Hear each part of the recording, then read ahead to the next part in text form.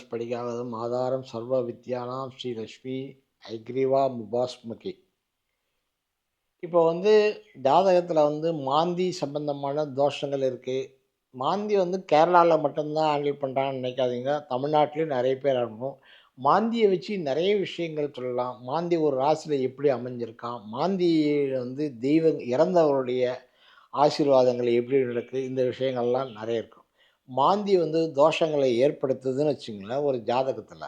அதுக்கு என்ன பரிகாரம் பண்ணணும்னு சொன்னீங்கன்னா, சவ அடக்கம், அனாதை பிணம் சவ அடக்கம். அனாதை பிணத்தை எடுத்துட்டு போய் அனாதையாக யாராவது இறந்தாங்கன்னா அதை கொண்டு போய் சவ அடக்கத்துக்கு எவ்வளோ பணமோ கொடுத்தோ இதுவோ பண்ணிங்கன்னா சவ அடக்கம்னா அதெல்லாம் ஒரு பரிகாரம். இன்னொரு பரிகாரம், இறந்த உயிரினங்கள் நாயாக இருந்தாலும் சரி, பாம்பாக இருந்தாலும் சரி, இல்லை வேறு எதுவாக இருந்தாலும் சரி, அதை கீழே பள்ளம் தோண்டி அது உள்ளே போட்டு அது மேலே பால் ஊற்றி அதுக்கு மண் போட்டு மூடி அது மேலே ஒரு கற்பூரம் ஏற்றி அது தீபம் போட்டு காமிச்சு அதை வழிபாடு பண்ணுறது இது. அதே மாதிரி அனாதை ஆசிரமத்துக்கு உதவி செய்கிறது மாந்திக்கு ஒரு பெரிய பரிகாரம். ஸோ அதே மாதிரி தெய்வங்க, அதாவது எப்படின்னா சவ ஊர்வலம் போகுதுன்னு வச்சிங்கன்னா, நீங்கள் எதிர்க்க வரீங்கன்னா நீங்கள் என்ன பண்ணணும், அந்த கிராஸ் பண்ணுற வரைக்கும் ஒரு ஓரமாக நின்றுட்டு தலையை கீழே குனிஞ்சின்னு இந்த இறந்த மனிதர் நல்ல நிலைமைக்கு போகணும், நல்ல ஆத்மா சாந்தி அடையணும் அப்படின்னு மனசில் வேண்டிங்கன்னு தலையை குனிஞ்சிடணும். அந்த கிராஸ் பண்ணி போகிற வரைக்கும் நீங்கள் எதுவுமே பேசக்கூடாது, கம்முன்னு இருந்துடணும். கிராஸ் பண்ணதுக்கப்புறம் கையெடுத்து கும்பிட்டுட்டு நீங்கள் ஆஸ் யூஷுவல் போயிடணும். அதே மாதிரி சவ ஊர்வலம் எதிர்க்க வந்தோன்னா நீங்கள் கையில் காயின்ஸ், அதாவது ₹1 காயின், ₹2 காயின், ₹5 காயின்னா ஒரு 4-5 காயின் எடுத்து ரோட்டில் போட்டுட்டு வீசிடணும். ரோட்டில் திரும்பி பார்க்காம பின்னாடி பக்கம் போடணும். அதுதான் விசேஷம் அதில். ரெண்டாவது இன்னொன்று சவ அடக்கங்கள் எதிர்க்க வந்தோன்னா இது பண்ணணும். ரெண்டாவது சவ அடக்கல் வந்தோன்னா லெமன் ஜூஸ் சாப்பிட்டீங்கன்னா உங்களுக்கு அந்த சவ அடக்கத்தினுடைய தாத்பரியங்கள் அந்த திங்ஸ் இருக்கும். ஏன்னா நீங்கள் பூ அதர் திங்ஸ் எல்லாம் கீழே போடுவாங்க, அதெல்லாம் மெரிக்க வேண்டியது இருக்கும். அதனால் தோஷங்கள் உங்களுக்கு வரும், மாந்தி தோஷங்கள் வரும். ஸோ அதுக்காக இது பண்ணும். ஸோ மாந்தி தோஷன்றது ரொம்ப ஒரு கடுமையான தோஷம். கடுகு எண்ணெயில் தீபம் போடுவாங்க. ஆக்சுவலாக கடுகு எண்ணெய் மிளகு போட்டு, மிளகுல கடுகு எண்ணெய் போட்டு அதை போட்டு போட்டு தீபம் போடுவாங்க. அது ரொம்ப விசேஷமானது மாந்திக்கு. மாந்திக்கு கடுகு எண்ணெயில் தீபம் போடுறது விசேஷம். ஓகே, இதுக்கு என்ன, மாந்திக்கு நீங்கள் பரிகாரம் பண்ணி தான், மாந்திக்கு நீங்கள் பரிகாரம் பண்ணலைன்னா அது பிரச்சனைகளே உங்களுக்கு திரும்ப திரும்ப கொண்டு வந்துட்டே இருக்கும். மாந்தி பரிகாரம் ஒன்ஸ் ஒரு வாட்டி பண்ணிட்டீங்கன்னா இது இருக்கும். இது பாபநாசத்தில் பண்ணுறாங்க நிறைய மாந்திக்கு. அது அதே மாதிரி திருநாரையூர் சொல்லிட்டு கும்பகோணம் பக்கத்தில் ஒரு ஊர் இருக்குது. அந்த ஊரில் மாந்திக்கு பரிகாரங்கள் பண்ணலாம். இது வைஷ்ணவா, அதாவது வைதீக முறைப்படி பூஜைகள் பண்ணுறாங்க. பாபநாசில் வைதீக முறையிலும் பண்ணுறாங்க, தாந்திரிக் முறையிலும் பண்ணுறாங்க. தாந்திரிக் முறையில் பண்ணுறது சாதம் வடித்து அதில் கடுகு எண்ணெய் போட்டு கடுகு போட்டுருப்பாங்க. சாதாரணமாக நீங்கள் மாந்தி பரிகாரத்துக்கு சாதம் வடித்து தயிர் சாதம் பண்ணி அதில் கடுகு போட்டு தயிர் சாதத்தில் பண்ணி அதை காக்காக்கி வச்சா கூட உங்களுக்கு மாந்தி தோஷங்கள் நிவர்த்தி ஆகிடும். அதே மாதிரி இதை அதில் போட்டு ஓமத்தில் போட்டு அதுக்கு யமனுக்கு பூஜை பண்ணி யமனுக்கு தான் பண்ணுவாங்க மாந்தி தோஷத்துக்கு பரிகாரம். மாந்தி சனி பகவானுடைய புதல்வன்னு சொல்கிறாங்க ஆக்சுவலாக. இது திருநாரையூரில் பண்ணுறாங்க. ரெண்டாவது ஓலப்பாளையம், அதாவது ஈரோடு பக்கத்தில் காங்கேயம் பக்கத்தில் ஓலப்பாளையம்னு ஒரு ஊர் இருக்குது. அந்த ஓலப்பாளையத்தில் ஒரு சிவன் கோயில் இருக்குது. அங்கே போய் பரிகாரம் பண்ணுறாங்க. என்ன வயசோ அத்தனை வயசுக்கு ஏற்ற மாதிரி தீபம் போடணும்.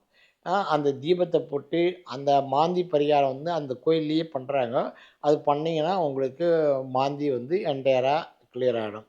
சில பேர் திருவேலங்காடில் மாந்தீஸ்வரர் தனியாக ஒரு சன்னதி ஒன்று இருக்குது. அதில் மாந்திக்கு பரிகாரம் பண்ணுவாங்க.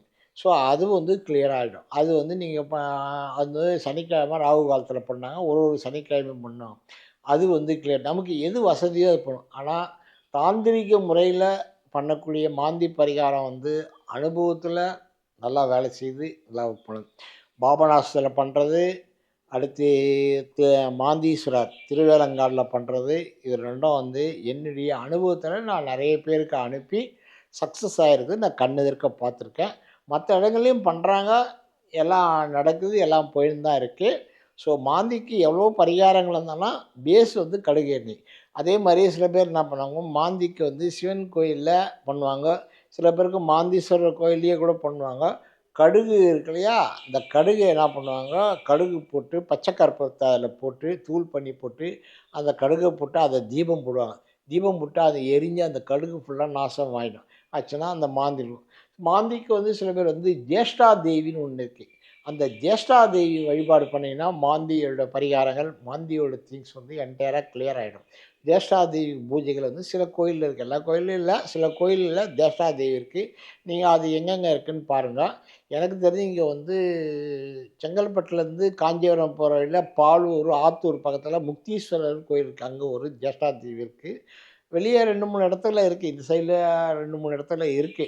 இந்த ஜேஷ்டா தேவிக்கு நீங்க பூஜை பண்ணணும். பூஜை எப்படி பண்ணணும்னா, இதே மாரி தான் வந்து பூசணிக்காய 2ஆ வெட்டி, அதில இருக்கிறத எடுத்துட்டு, அதில வந்து கடுகு எண்ணெய் ஊத்தி அதில வந்து கடுகு எண்ணெயே ஊத்துவாங்க. சில பேர் கடுகு எண்ணெய் ஊத்த முடியாதவங்க, சாதாரண விளக்கெண்ணெய ஊத்திட்டு, கடுக அரைச்சு தூள் பொடி போட்டு கலந்துருவாங்க. கலந்துருவாங்க. இல்ல கடுகையே போட்டுருவாங்க. போட்டுட்டு அதில தீபம் போடுவாங்க. தீபம் போட்டு அது எரியணும். ஃபுல்லா எரிஞ்சா தான் இதுவாகும். காத்துல எரியலன்னா, உங்களுக்கு வந்து அந்த தோஷம் வந்து ஸ்ட்ராங்கா இருக்கும். மாந்திய பொறுத்தவரைக்கும் ஒண்ணே ஒண்ணு, மாந்தி தோஷத்த நீங்க வெளிய விளக்குறீங்கன்னு தெரிஞ்சுச்சுன்னா, அது உங்கள பண்ண விடாது. உங்களுக்கு பிரச்சனைகள் பண்ணும், ஏற்படுத்தும். உங்கள போக விடாத பண்ணும். உங்களுக்கு பரிகாரம் பண்ண விடாம பண்ணும். சில இடங்கள்ல மைனரா இருந்ததுன்னா பிரச்சனை கிடையாது. மேஜரா இருந்ததுன்னா உங்கள எதுவுமே பண்ணாது. அதாவது மாந்தின்னு சொன்னா இறந்த ஆத்மாக்கள் வந்து வீட்டு உள்ளேயே உட்காந்துன்னு, வீட்ல வந்து உங்களுக்கு தொந்தரவு பண்ணி, உங்களுக்கு பிரச்சனைகள் ஏற்படுத்தி, கல்யாணம் பண்ண விடாம, குரோத் இல்லாம, எல்லா இதுவும் பண்றது தான் மாந்தி. ஸோ இந்த பரிகாரங்கள் நீங்க பண்ண விடாது. நீங்க பண்ணி சக்சஸ் பண்ணீங்கன்னா, உங்களுக்கு எல்லா விதமான விஷயங்களும் தெரியும். எந்த நட்சத்திரத்தில இருக்கோ, அந்த நட்சத்திரத்துக்கு ஒரு சித்தர் இருப்பாங்க. அந்த சித்தர் ஜீவ சமாதி இருக்கு. அந்த ஜீவ சமாதியில போயி, நீங்க வந்து ரெகுலரா பூஜை பண்ணீங்கன்னா, அந்த ஜீவ சமாதியில இருக்கிற சித்தர் வந்து மாந்தியிலிருந்து உங்கள காப்பாத்துவார். மாந்தி வந்து உங்களுக்கு அது வந்து மிகப்பெரிய, ரொம்ப சுலபமான, ரொம்ப ஈஸியானது. ஆனா, இத வந்து தொடர்ந்து செஞ்சு வந்தா தான் உங்களுக்கு அதனுடைய முழு பலன்கள் கிடைக்கும். சில மாந்தி நின்ற நட்சத்திரத்தில என்னால அந்த மாரி சிதர் ஜீவ சமாதி தெரியலன்னா, சாதாரண ஜீவ சமாதி எது இருந்தாலும் நீங்க போலாம். ஆனா, நின்ற நட்சத்திர ஜீவ சமாதிக்கு பவர் அதிகம். சாதாரண ஜீவ சமாதியிலும் நீங்க போய் சித்தருடைய சமாதியில போட்டு பண்ணலாம். எனக்கு ஜீவ சமாதியும் பக்கத்துல இதுவும் நட்சத்திரம் இல்லைன்னு சொன்னா, சிவன் கோயில்ல போயிட்டு கடுகும், கடுகும், பச்சை கற்பூரமும் கலந்து நீங்க வந்து 3 விளக்கு, 5 விளக்கு போடணும். போட்டு அது தீபம் போட்டு ஏத்தி, அத பண்ணீங்கன்னா, உங்களுக்கு அது கிளியர் ஆகும். கடுகு தீபம் போட்டீங்கன்னா, உங்களுக்கு வந்து பைரவருக்கு போடுவாங்க, சிவனுக்கும் போடுவாங்க. பைரவருக்கு போட்டீங்கன்னா, உங்களுக்கு என்டையரா கிளியர் ஆகும். ஆனா, இதெல்லாம் வந்து தொடர்ந்து செஞ்சா தான் அது கிளியர் ஆகும்.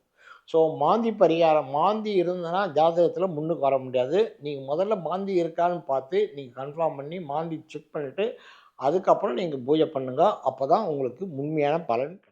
மாந்தி நின்ற நட்சத்திரம் எந்த அதிபரோ அந்த நட்சத்திரத்தில அ திருவல்லம் பரசுராமர் சன்னதி இருக்கு. அங்க வந்து மாந்திக்கு பரிகாரம் பண்றாங்க. அது பண்ணீங்கன்னா, உங்களுக்கு வந்து அது கிளியர் ஆகும். அவங்க ஒண்ணு பண்றாங்க. 2வது சில கோயில்லயும் பண்றாங்க. எப்படின்னா, நவகிரகத்தில வந்து மாந்தி நின்ற வீட்டுக்குரியவன் யாருன்னு பார்ப்பாங்க. மாந்தி நின்ற வீட்டுக்குரியவன் கோதுமை சூரியனா இருந்தனா, கோதுமை மாவு கூட கடுகு சேர்த்து தீபம் போட்டு, அந்த கடுகு எண்ணெய் ஊத்தி தீபம் போடுவாங்க. அதே மாரி சந்திரனா இருந்தா, அரிசி மாவுல கடுகு போட்டு தீபம் போடுவாங்க. அதே வந்து செவ்வாயா இருந்தா துவரம் பருப்பு மாவு பண்ணி, அந்த மாவுல வந்து கடுகு சேர்த்து தீபம் போடுவாங்க. புதனா இருந்தா பைத்த மாவுல போட்டு, பைத்த மாவுல கடுகு சேர்த்து, அதில கடுகு எண்ணெய் ஊத்தி தீபம் போடுவாங்க. குரு பகவானா இருந்தன்னா, பட்டாணிய வந்து வேக வச்சு, அத பெசஞ்சு, அதில வந்து கடுகு சேர்த்து, அதில கொஞ்சம் வெல்லம் சேர்த்துக்குவாங்க அதுக்கு மட்டும். அ போட்டு அத பண்ணுவாங்க. அதே மாரி மொச்சக்கொட்டை, சுக்கிரனுக்கு வந்து மொச்சக்கொட்டை. மொச்சக்கொட்டைய வந்து வேக வச்சு, அத நைஸா பண்ணி, அத பெசஞ்சு, அது கூட கொஞ்சம் வெல்லம் கலந்து, அத வந்து தீபம் போட்டு அதில வந்து போட்டு, அதில கடுகு எண்ணெய் ஊத்தி தீபம் போடுவாங்க. சனியா இருந்ததுனா, சனி பகவானுடைய வீடா இருந்ததுன்னா, உங்களுக்கு வந்து எள்ளு வந்து அ எள்ளு எள்ளு பழம் எள்ளு வந்து நீங்க வந்து எள்ளு இது பண்ணி சாதத்தில அரிசி மாவுல கலந்து எள்ளுல போட்டு எள்ள வந்து தீபம் போடுவாங்க. அதே வந்து ராகுவோட சேர்ந்திருந்தா உளுந்தம் மாவு அரைச்சு, உளுந்த இது பண்ணி, அதில வந்து கட்டியா அரைச்சு, கொஞ்சம் வெல்லம் கலந்து, அதில வந்து கடுகு எண்ணெய் ஊத்தி போடுவாங்க. அதே கேதுவோட சேர்ந்தாலோ, கேதுனால கூட மாந்தி இருந்ததுன்னா, நீங்க என்ன பண்ணுவாங்க, அ கொள்ளு கொள்ளுல வந்து கொள்ளு மாவு பண்ணி, கொள்ளு மாவுல கொஞ்சம் வெல்லம் கலந்து, அதில வந்து தீபம் மாரி மாவிளக்கு மாரி தீபம் போடுவாங்க. போட்டு பண்ணுவாங்க. சில பேர் என்ன பண்ணுவாங்க, அந்தந்த தெய்வத்துக்குரிய இது இருக்கு இல்லையா? அதில வந்து பொம்மை பண்ணுவாங்க. மாந்திக்கு வந்து ஒரு பொம்மை மாரி ஒண்ணு பண்ணி, அதுக்கு பூஜை பண்ணி, அத எடுத்துட்டு போய் கடல்ல வந்து திரும்பி நின்னு இந்த பக்கம் தூக்கி போட சொல்லுவாங்க. அதுக்கு பூஜைகள்லாம் பண்ணி, யமனுடைய இது பண்ணி, இந்த தோஷம் வந்து இந்த இந்த பொம்மையில இறங்க வேற மாரி சொல்லி பேசுவாங்க. அதுக்கு வந்து எந்த கிரகமோ அந்த கிரகத்தினுடைய மாவ வந்து அதில பண்ணுவாங்க. ஒரு உருண்டை கீழ ஒரு உருண்டை, அதுக்கு கீழ 2 காலு, அந்த பக்கம் ஒரு குச்சி வச்சு இது பண்ணி, அத பண்ணிட்டு அத பூஜை பண்ணுவாங்க. அதுக்கு யமனுடைய ஸ்லோகங்கள்லாம் சொல்லி, இந்த தோஷம் வந்து நிவர்த்தி ஆகணும். கடற்கரையில நின்னு, கடலுக்கு பின்னாடி நின்னு தூக்கி பேக் சைட்லேருந்து தூக்கி போடுவாங்க. ஸோ, அதுக்கப்புறம் அதுக்கு வந்து கடல்ல குளிக்கணும். அப்படியே இருந்தாலும் வீட்ல வந்து சீ வாட்டர் அதாவது கல்லு உப்பு போட்டு குளிப்பாங்க. குளிச்சுட்டு, அதுக்கப்புறம் ஒரு சிவன் கோயில்ல போயிட்டு ஒரு அர்ச்சனை பண்ணிட்டு, அதுக்கப்புறம் வீட்டுக்கு போவாங்க. நேரடியா வீட்டுக்கு போகக்கூடாது. மாந்தி தோஷம் பண்ணாங்கன்னா, இதுக்கு பண்ணிட்டு தான் பண்ணணும். ஸோ இது வந்து ரொம்ப ரொம்ப விசேஷமானது. இது கேரளால பண்ற ஒரு மெத்தட் இது. அவங்க வேற மாரி பண்றாங்க. திருவள்ளம் பரசுராமருடைய க்ஷேத்திரத்தில நல்லா பண்றாங்க. அது நெறைய பேர் வந்து சக்சஸா இருக்குன்னு சொல்றாங்க. எனக்கு அனுபவத்தில பாபநாசமும், அ திருவேலங்காடும் தான் எனக்கு அனுபவத்தில நெறைய பேர் அனுப்பிச்சு சக்சஸ் ஆனதால, நான் இதுதான் ரெக்கமெண்ட் பண்றது. அப்படின்னு சொல்லிக்கிறேன். நன்றி, வணக்கம். அகம் பிரம்மாஸ்மி.